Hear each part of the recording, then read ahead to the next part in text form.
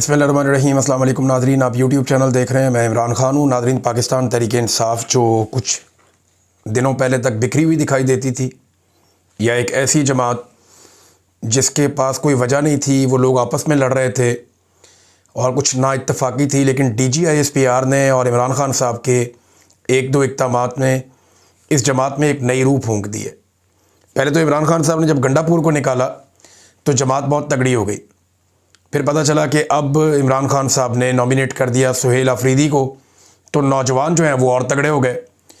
फिर जो DGISPR ने कल के दिन प्रेस कॉन्फ्रेंस की, उसने पाकिस्तान तहरीक इंसाफ में एक नई रूह फूंक दी है। यानी DGISPR का जितना शुक्रिया अदा करे पाकिस्तान तहरीक इंसाफ उतना कम है। और तहरीक इंसाफ ने DGISPR को जो जवाब दिया है, मैं इसको जवाब नहीं कहूँगा, मैं इसको रगड़ा कहूँगा। वजह यह है कि उन्होंने एक एक हकीकत निकाल के सामने रखी। देखिए, DGISPR पाकिस्तान के सबसे ज़्यादा बजट लेने वाले इदारे, पाकिस्तान के सबसे बड़े इदारे, पाकिस्तान की फ़ौज के तर्जुमान है, तो उनके कांधों पे बहुत बड़ी जिम्मेदारी है। वो जब बात करें तो उन्हें फैक्ट के साथ करनी चाहिए। वो जब बात करें तो उनका एक एक लफ्ज़ हकीकत के ऊपर मबनी होना चाहिए। जज्बाती तकारीर सियासतदान करते हैं, बच्चे करते हैं, सोशल मीडिया पे आप कर सकते हैं, लेकिन आप सहाफ़ियों को बिठाकर प्रेस कॉन्फ्रेंस में, जहां पूरी दुनिया आपको सुनती है, आप जज्बाती तकारीर नहीं कर सकते। आप इधर उधर की बात मिक्स नहीं कर सकते। आपको हक़ाइक़ के ऊपर बात करनी होती है। हम सारे ये समझ रहे थे कि DGISPR आएंगे और आकर जो अफगानिस्तान के ऊपर अटैक किया गया उस पर बात करेंगे, अपनी पॉलिसी देंगे, लेकिन वो इमरान खान के खिलाफ प्रेस कॉन्फ्रेंस करके चले गए। सारी की सारी प्रेस कॉन्फ्रेंस ऐसा लग रहा था कि सियासत है, सियासी प्रेस कॉन्फ्रेंस है। बल्कि इस्लामाबाद से DGISPR अपने सहाफ़ियों को लेकर आए पेशावर। भाई, अगर आपने पेशावर में प्रेस कॉन्फ्रेंस करनी थी तो पेशावर के और खैबर पख्तूनख्वा के सहाफ़ियों को मौका देते ना, वो बात कर लेते, आप उन्हें जवाब दे देते उनके सवालात के। लेकिन बजाय इसके कि खैबर पख्तूनख्वा या पेशावर के सहाफ़ियों को फेस करते, उन्होंने ज़्यादातर अपने सहाफ़ी साथ इस्लामाबाद से लेकर आए, जिनके साथ वो कंफर्टेबल रहते हैं। तो अगर सहाफ़ी अपने साथ ही लेकर आने थे तो वहीं कर लेते जहाँ पे सहाफ़ी भी थे, आप भी थे। इतना खर्चा करने की क्या ज़रूरत थी। बहरहाल, ये एक पैगाम देने के लिए आए थे कि गंडापुर चला गया, लेकिन हम मौजूद हैं। और गंडापुर से तो बड़े वादे वूदे किए जा रहे हैं और नए वज़ीर आला के रास्ते को रोका जा रहा है, लेकिन DGISPR से इतनी कमज़ोर और ऐसी बग़ैर दलील के प्रेस कॉन्फ्रेंस की मुझे तवक्को नहीं थी। यानी आज तक की अगर प्रेस कॉन्फ्रेंसेज आप निकाल कर देखें, इन्होंने झूठा साबित कर दिया पाकिस्तान तहरीक इंसाफ ने DGISPR को सबूतों के साथ। यानी उन्होंने दिखाया जनाब के एक जिम्मेदार ऑफिसर होने के बावजूद सिर्फ जज्बाती तकरीर की है और काफ़ी धमकी आमेज लहजा था उनका, और जिसकी कीमत आज या कल ये इस इदारे को चुकानी पड़ेगी। जबकि PTI ने एक एक अखबारी तराशा, वज़रा के बयानात, जो PDM के बयानात हैं वो सारे, इमरान खान साहब के बयानात, जनरल बाजवा के बयानात और तारीख़ी वाक़यात की अखबारी रिपोर्टिंग्स निकाल निकाल कर, हाईलाइटर लगा लगा के उन्होंने साबित किया कि DG साहब आप झूठ बोल रहे हैं। इतने बड़े इदारे के तर्जुमान की जानिब से इतनी सतही और कमज़ोर और बग़ैर दलील और सबूत के बात करने की मुझे बिल्कुल तवक्को नहीं थी। अब मैं कुछ चीज़ें आपके सामने रखता हूँ। DGISPR का एक बयान है, हमें वो सूबाई हुकूमत कबूल नहीं जो दहशतगर्दी के खिलाफ ऑपरेशन में हमायत ना करे। हमें वो सूबाई हुकूमत कबूल नहीं। क्यों जी? आप कौन हैं? आप एक सरकारी ऑफिसर हैं। अवाम के पैसों से आपको तनख्वाह मिलती है जिससे आपका घर चलता है। आप रिटायर हो जाएंगे, एक और सरकारी ऑफिसर आ जाएगा। ये मुल्क पाकिस्तानियों का 25 करोड़ लोगों का। वो फैसला करेंगे कि इस मुल्क की पॉलिसी कौन बनाएगा, और वो अपना फैसला वोट के ज़रिए से करके जिसको लेकर आएंगे वो पॉलिसी बनाएगा। अब ऑपरेशन की हमायत करे या मुखालफत करे, ये हक हासिल है पॉलिटिकल गवर्नमेंट को, सियासी जमातों को, सियासी हुकूमतों को। ये हक हासिल है कि वो जो पॉलिसी चाहे वो बनाए। किसी इदारे को पॉलिसी बनाने का हक हासिल नहीं है, वो बना नहीं सकते। और आपसे कबूलियत मांगी किसने है? यानी इससे फ़र्क क्या पड़ता है? आपके टोटल इदारे के सारे वोट भी इकट्ठे कर लें, 5-7 लाख वोट है, और वो सारे के सारे इमरान खान को पढ़ते हैं। अभी तो फौज के अंदर सर्वे करवा कर देख लें, 90% फौजी इमरान खान के साथ खड़े। उन्हें पता है कि उनके साथ मिलिट्री एस्टेब्लिशमेंट ज्यादती कर रही है। तो उन्होंने कहा जी हमें वो सूबाई हुकूमत कबूल नहीं। आप जुर्रत चेक करें, आप दिलेरी चेक करें आपके, हमें कबूल नहीं है। ये तो कभी आमरों ने ऐसी बातें नहीं की, डिक्टेटरों ने ऐसी बातें नहीं की जैसी DGISPR करके चले गए कि हमें वो सूबाई हुकूमत कबूल नहीं है। भैया आपका हैसियत क्या है आपकी? आप कैसे कह सकते हैं कबूल है या नहीं है? आप नहीं कर सकते इस पे बात। जो दहशतगर्दी के खिलाफ ऑपरेशन में हमायत ना करे, भाई उनकी मर्जी है वो करें हमायत या ना करें। वो मुखालफत करना चाहें तो मुखालफत भी कर सकते हैं, उनकी अपनी पॉलिटिकल राय है। आप उससे इत्तफाक करें, इख्तलाफ करें, लेकिन आपको करना वही पड़ेगा जो आपको पॉलिटिकल गवर्नमेंट कहेगी। और इमरान खान की राय जो है वो पाकिस्तान का वज़ीर आज़म है, एक्चुअली तो वो है जिसको सारे लोगों ने वोट डाला। ये तो आपने छीन लिया, जाली फॉर्म 47 देकर उससे उसका आपने हक छीना। बहरहाल ये एक सबूत के तौर पे ये बयान हमेशा मौजूद रहेगा और ये हॉन्ट करता रहेगा ये बयान पाकिस्तान की फौज को। ये मेरी बात आप आज लिख कर रख लें। नाज़रीन, ये एक जनरल तारिक खान साहब हैं, lieutenant general retired Tariq Khan साहब। उन्होंने भी स्टेटमेंट देते हुए कैटेगोरिकली कहा कि इंटेलिजेंस एजेंसियां जो हैं पाकिस्तान की, वो वापस लेकर आए तालिबान को, TTP को। और पाकिस्तान तहरीक इंसाफ ने और मुराद सईद ने इसकी शदीद मुखालफत की थी, लेकिन ये वापस लेकर आए। ये बात एक रिटायर्ड लेफ्टिनेंट जनरल कह रहा है और बाकी भी कह रहे हैं। कुछ तराशे जो पाकिस्तान तहरीक इंसाफ ने सामने रखी है, उसके अंदर ये एक खबर मेरे सामने है और ये है अगस्त 12, 2022 की। इस खबर में, ये 2022 की खबर है और अगस्त की खबर है। एज फाइटर्स रिटर्न के, अब क्योंकि लड़ाका लोग वापस आ रहे हैं, ये अगस्त 2022 में। इमरान खान की अप्रैल में हुकूमत चली गई, मई, जून, जुलाई, अगस्त, 4 महीने के बाद दहशतगर्दों के वापस आने पे ये खबर छपती है और इसमें कहते हैं पाकिस्तानियों को डर लग गया है कि तालिबान वाला माहौल दोबारा बनने जा रहा है। General Bajwa assures taking parliament into confidence on तरीके तालिबान पाकिस्तान टॉक्स।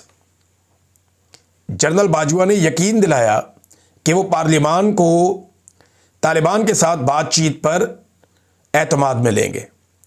ये खबर कब की है?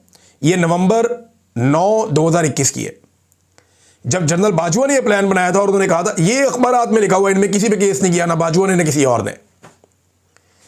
और फिर एक और खबर, राणा सनाउल्लाह का स्टेटमेंट, और ये एक नहीं बहुत सारे स्टेटमेंट है। राणा सनाउल्लाह का स्टेटमेंट है, इसके अंदर मरियम औरंगजेब का स्टेटमेंट है, इसके अंदर जरदारी साहब के हवाले से भी एक स्टेटमेंट है, इसके अंदर जो मिलिट्री एस्टेब्लिशमेंट है या DGISPR है उनका एक प्रेस रिलीज भी है इसी के अंदर। और इन्हीं दिनों में अंदाजा कीजिए अब, जो साबित करता है कि तालिबान इमरान खान के दौर में वापस नहीं आए। एक भी दहशतगर्द इमरान खान के दौर में वापस नहीं आया, क्योंकि पॉलिसी बनी नहीं थी। ये पॉलिसी बनती है 6 जुलाई 2022 को। अप्रैल में हुकूमत गिरी, मई, जून, जुलाई, 3 महीने के बाद पॉलिसी बनती है। और ये जो पॉलिसी बनती है इसकी खबरें भी मेरे पास मौजूद हैं, ये देख लें आप।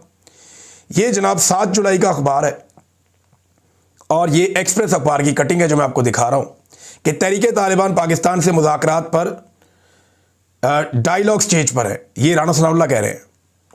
और फिर राणा सनाउल्लाह साहब ने इसकी तफसीलात ये बताई कि तालिबान से मुज़ाकरात के हवाले से आला सतह की कमेटी तश्कील दी जाएगी जिसमें तमाम सियासी जमातें शामिल होंगी। पार्लियामेंट इस मुज़ाकरात में शामिल होगी। और प्रेस कॉन्फ्रेंस करते हुए उन्होंने कहा कि पार्लिमानी कौमी सलामती कमेटी के इजलास में खदशात के इजहार पर बावजूद मुज़ाकरात जारी रखने पर इत्तफाक हुआ है। कलदम तहरीके तालिबान पाकिस्तान के साथ बातचीत प्री डायलॉग स्टेज पर है और तमाम जमातों ने कहा कि ये मुज़ाकरात होने चाहिए।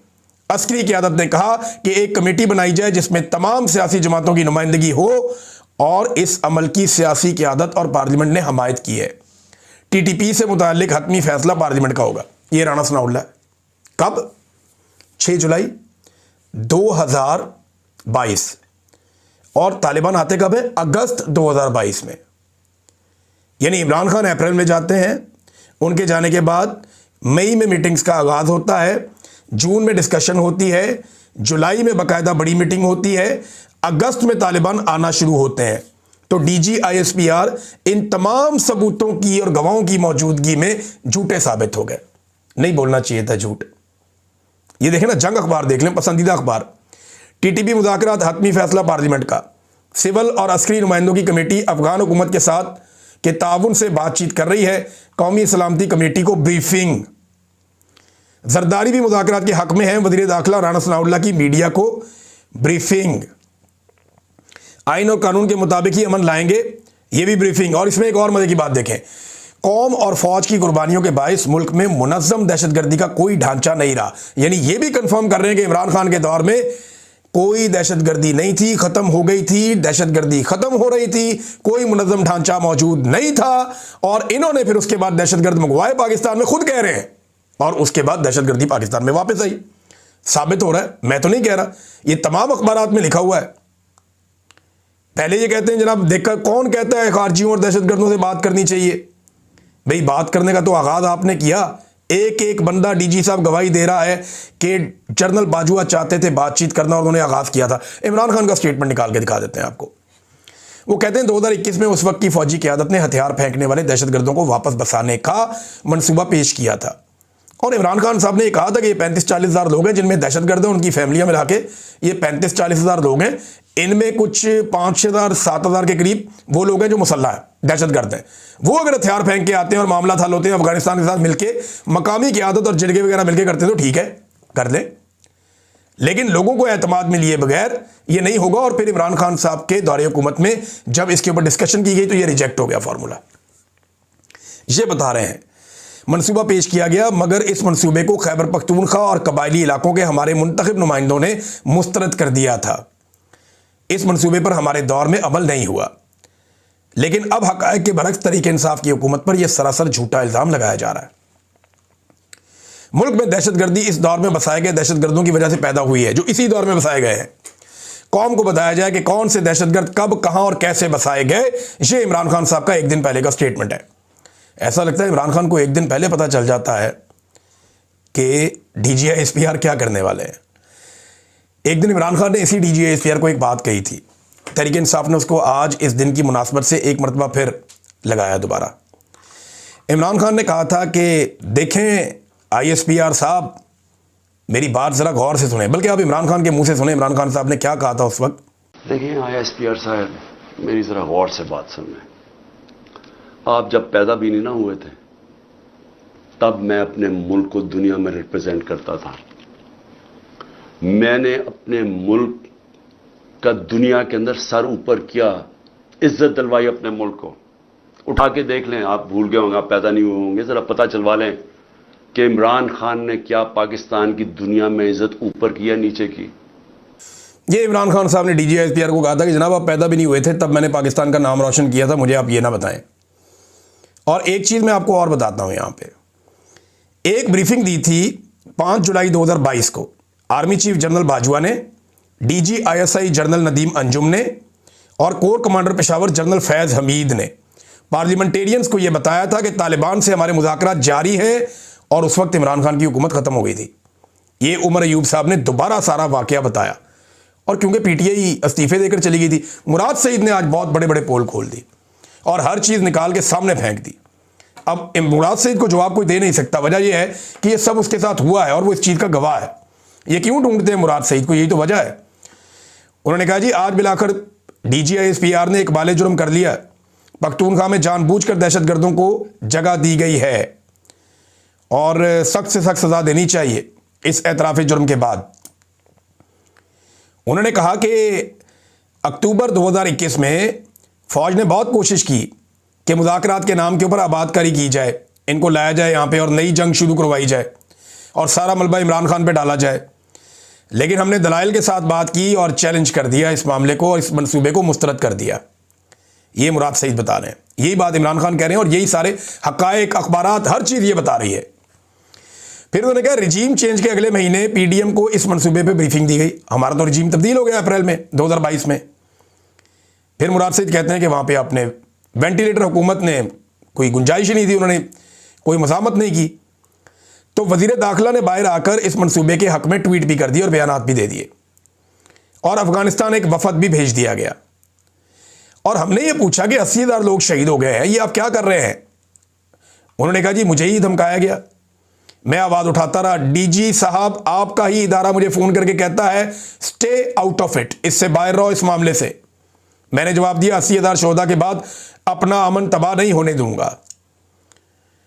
जिस तरह इंसानी जानों पर आप बयानियां बना रहे थे, बिल्कुल इसी तरह आपके इदारे ने प्रेस रिलीज उस वक्त जारी की जब मैंने कहा कि दहशतगर्द आ रहे हैं। मुराद सईद बता रहा है कि जब मुराद सईद ने कहा कि दहशतगर्द आ रहे हैं पाकिस्तान में, उस वक्त फौज ने प्रेस रिलीज जारी की और यह कहा कि दहशतगर्दी की वापसी की खबर झूठी है।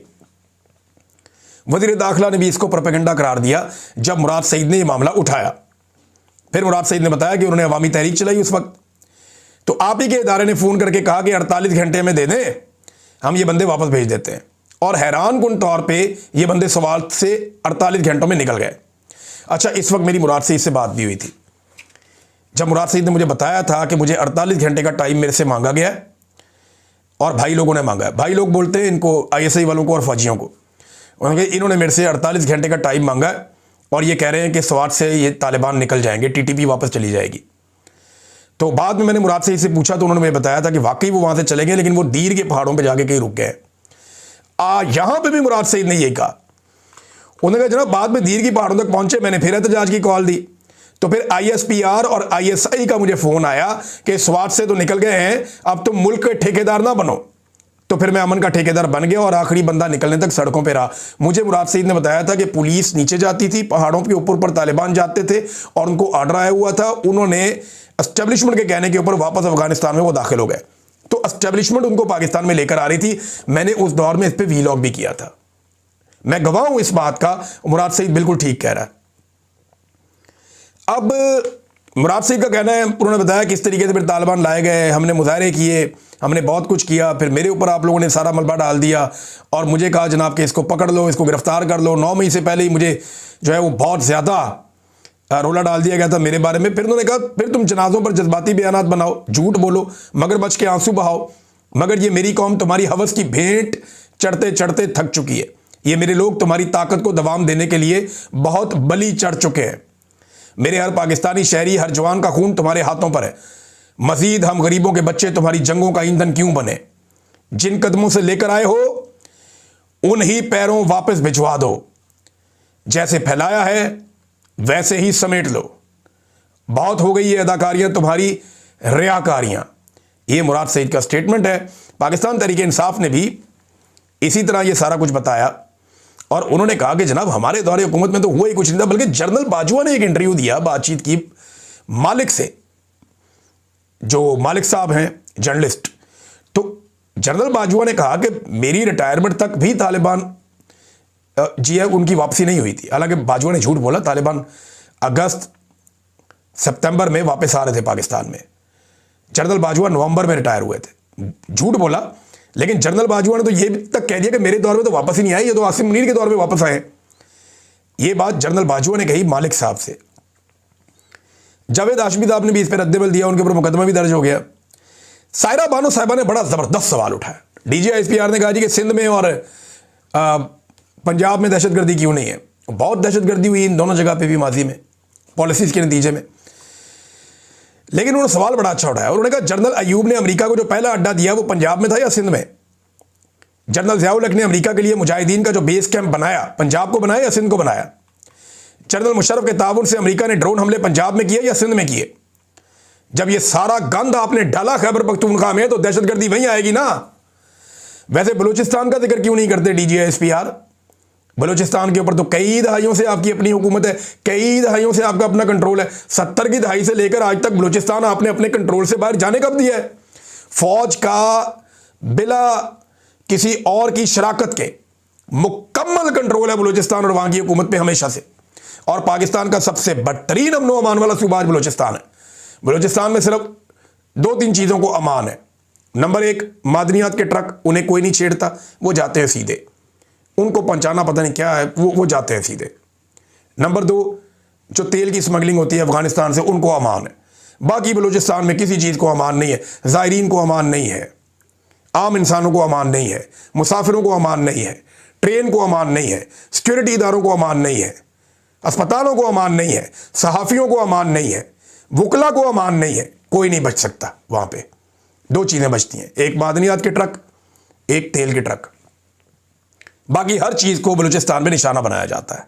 DGISPR ने यह भी कहा कि खैबर पख्तूनख्वा की गवर्नेंस ठीक नहीं है। तो मैं उन्हें याद दिला दूं कि आईएमएफ ने पाकिस्तान के साथ हालिया मीटिंग में सिर्फ खैबर पख्तूनख्वा की गवर्नेंस की तारीफ की थी। डीजी साहब, आपको गवर्नेंस का कुछ पता नहीं है क्योंकि आपका ये काम नहीं है। आईएमएफ पूरी दुनिया की हुकूमतों के साथ डील करता है। वो कह रहा है कि खैबर पख्तूनख्वा की गवर्नेंस अच्छी है, वो तारीफ कर रहा है, और आप कह रहे हैं अच्छी नहीं है। एक्चुअली वहां जो हुकूमत है जिस पार्टी की, वो पार्टी आपको पसंद नहीं है, वो आपकी मुखालिफ पॉलिटिकल पार्टी है, और आप उसको खुद भी एक पॉलिटिकल पार्टी की तरह डील कर रहे हैं। एमएल वली खान का स्टेटमेंट मैं बता देता हूं। एमएल वली खान ने बाकायदा फ्लोर ऑफ द हाउस ये स्टेटमेंट दिया, और ये स्टेटमेंट 2024 में एमएल वली खान ने 12 सितंबर को दिया था, जो आज भी इंटरनेट पे मौजूद है। उन्होंने कहा पुलिस ने मुजरिम को पकड़ा, दिफाई इदारे आके उसको, दहशतगर्द को पुलिस से लेकर चले गए। पुलिस एहतजाज कर रही है कि हमारे साथ गलत हो रहा है, हमारे एसएचओ को निशाना बनाया, हमने उसको पकड़ा, दिफाई इदारे आते हैं, बंदा छुड़ा के ले जाते हैं। तो अगर वो दहशतगर्द है तो उसके खिलाफ कार्रवाई होनी चाहिए, ना कि आगे उसको इदारे छुड़ा के ले जाएं। अब नाज़रीन, मुज़ाकरात की बात करते हैं। DGISPR के मुज़ाकरात का क्यों कहता है, मुज़ाकरात करने की क्यों बात करता है, तो मैं याद दिला दूं 2004 में नेक मोहम्मद से अमन मुआहिदा किसने किया था? फौज ने। 2005 में बैतुल्ला महसूद से कौन मुज़ाकरात कर रहा था? 2006 में शुमाली वज़ीरिस्तान में अमन मुआहिदा किसने किया था? 2008 और 9 में तहरीक नफाज़ शरीयत मोहम्मदी से कौन मुआहिदे कर रहा था?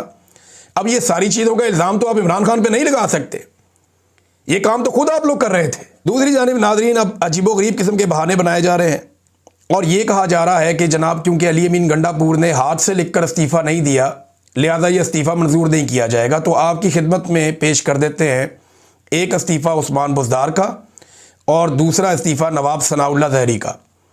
एक ने इस्तीफ़ा दिया था बलूचिस्तान में, और एक ने दिया था पंजाब में, और इन दोनों का इस्तीफ़ा टाइप करके दिया गया था, और नीचे सिर्फ इन्होंने अपने अपने दस्तखत किए थे, और ये दोनों इस्तीफ़े मंजूर हो गए थे। तो गंडापुर के इस्तीफ़े की दफ़ा आप ये नहीं कह सकते कि क्योंकि हाथ से नहीं लिखा लिहाजा मंजूर नहीं होगा। नाज़रीन, DGISPR ने एक बात कही, और उस पर पाकिस्तान तहरीक इंसाफ ने सिर्फ एक फ़ोटो चिपका दी। बात DGISPR ने कही और फ़ोटो लगा दी पाकिस्तान तहरीक इंसाफ ने। वो बात मैं आपको सुनाता हूँ और वो फ़ोटो आपको दिखाता हूँ। ये ज़रा देखिए आप कि DGISPR क्या कह रहे हैं, और उसके ऊपर तहरीक इंसाफ ने फ़ोटो कौन सी लगाई है, फिर आप बताइएगा कि ये सूट करती है या नहीं।